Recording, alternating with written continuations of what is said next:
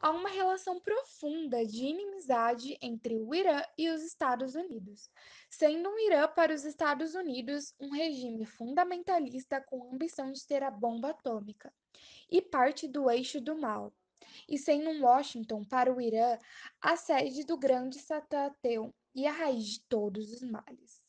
Mas não se pode compreender essa relação entre as nações sem antes entender os motivos através dela, sendo o principal deles o golpe de Estado de 1953.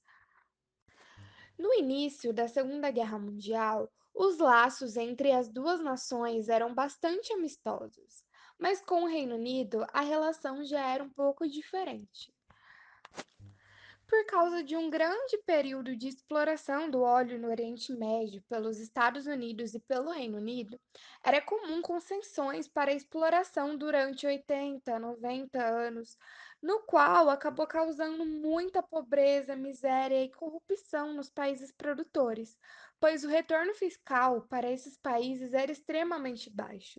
Apenas enriquecimento das grandes produtoras Apenas o enriquecimento das grandes produtoras petrolíferas internacionais, principalmente as companhias do famoso Cartel das Sete Irmãs, sendo entre elas a Royal Dutch Shell e a Anglo-Persian Oil Company, conhecida hoje como BP.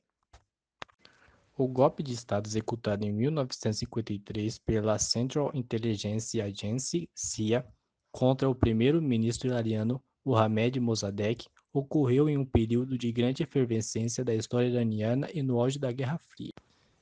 Mossadegh era chefe da Frente Nacional, organização política fundada em 1949 que militava pela nacionalização da indústria petrolífera, na época sob dominância britânica, bem como pela democratização do sistema político.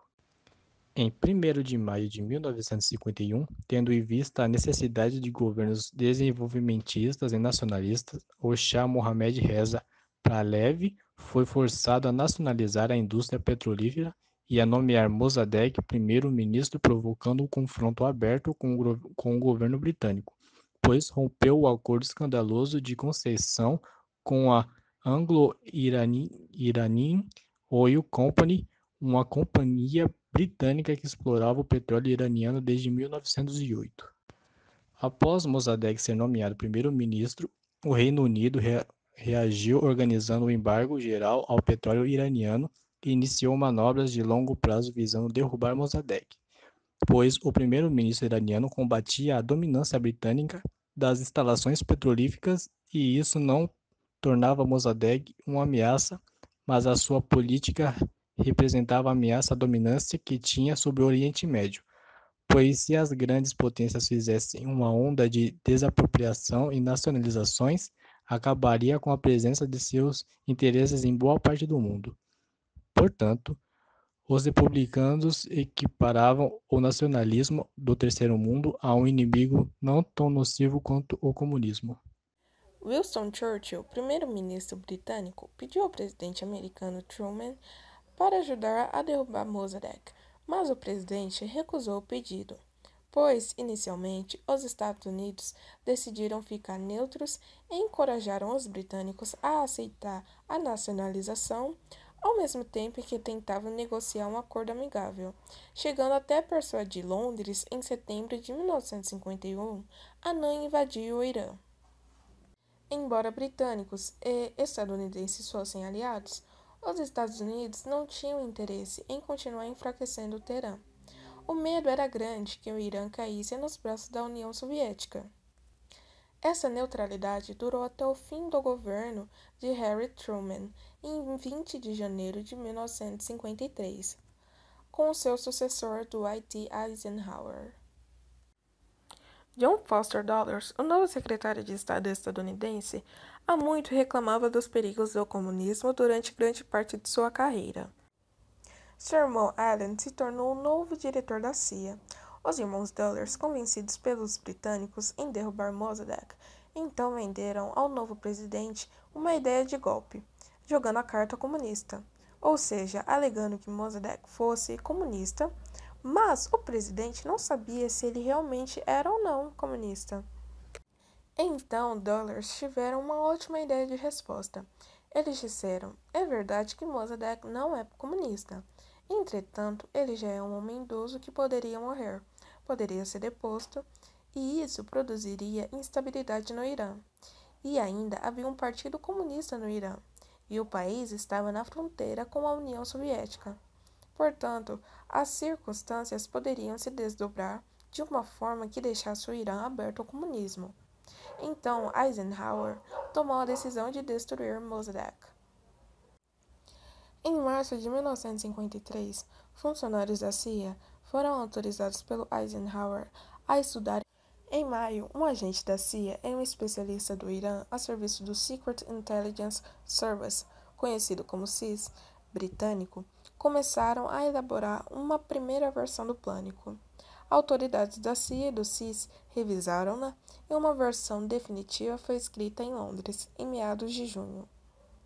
Em maio, um agente da CIA e um especialista do Irã a serviço do Secret Intelligence Service. O plano era dividido em 6 etapas principais, na qual, na primeira etapa, a filial iraniana da CIA e a mais importante rede de informações britânica no Irã deviam desestabilizar o governo Mossadegh por meio de propaganda e outras atividades políticas clandestinas. Na segunda etapa, Zahedi organizaria uma rede constituída de oficiais capazes de concretizar o golpe de Estado.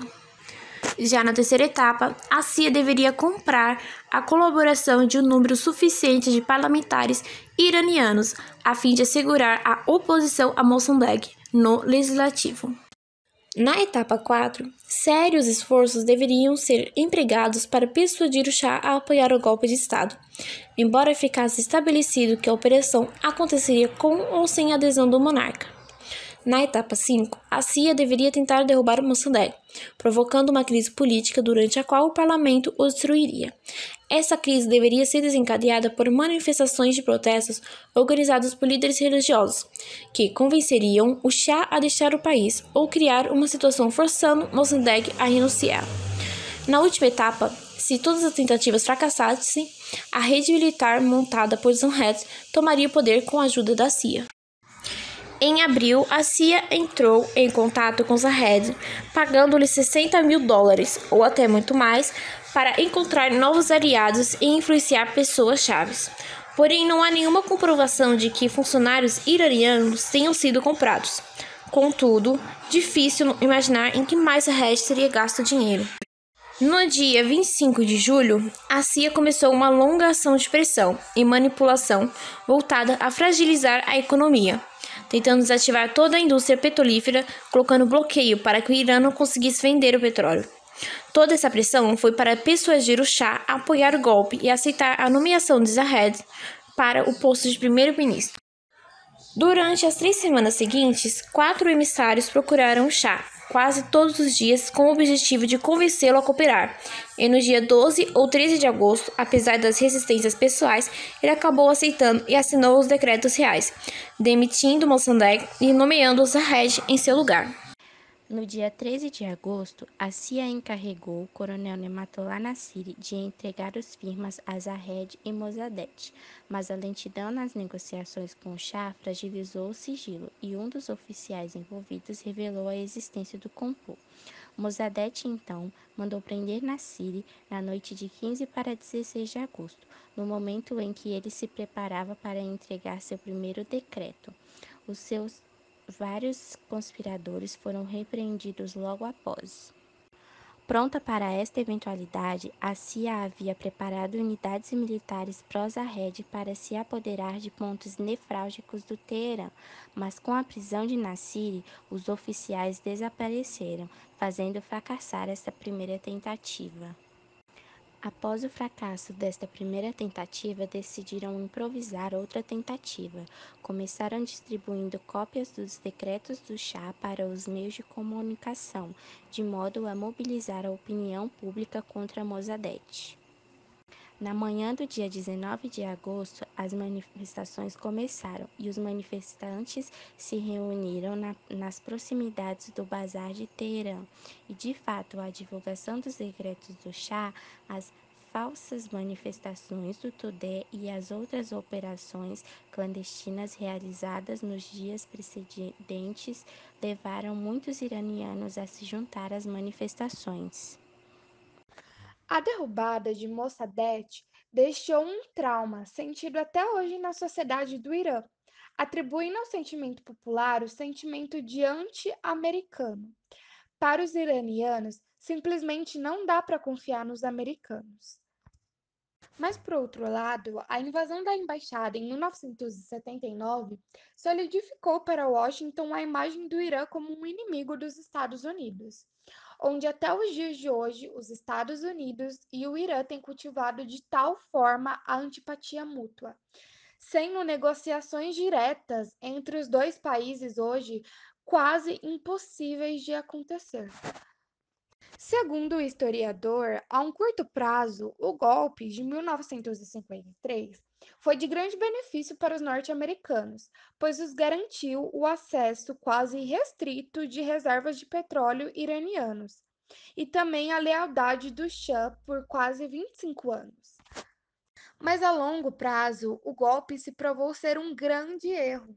No início dos anos 1950, os Estados Unidos eram muito populares em todo o Oriente Médio, até o país decidir derrubar a democracia por interesses puramente econômicos e substituí-la por uma ditadura. Hoje em dia, os Estados Unidos e o Irã ainda vivem uma relação com constantes conflitos e ataques. Durante o governo de Barack Obama, os dois países até fecharam um acordo, em que o Irã se comprometia a interromper qualquer programa de enriquecimento de urânio a fim de produzir bombas atômicas e, em troca, os americanos retirassem o embargo econômico sobre o país. Enquanto a economia iraniana é estrangulada novamente, acusam os Estados Unidos de manter grupos rebeldes e de espionar áreas estratégicas do país, e os Estados Unidos alegam que o Irã pode iniciar um massacre nuclear. Mas com a eleição de Donald Trump, os Estados Unidos cancelaram o acordo e retornaram o embargo. A tensão voltou com toda a força. Enquanto Trump ameaça invadir o Irã, os iranianos prometem fechar o acesso ao Estreito de Hormuz, que liga o Golfo Pérsico ao restante do planeta.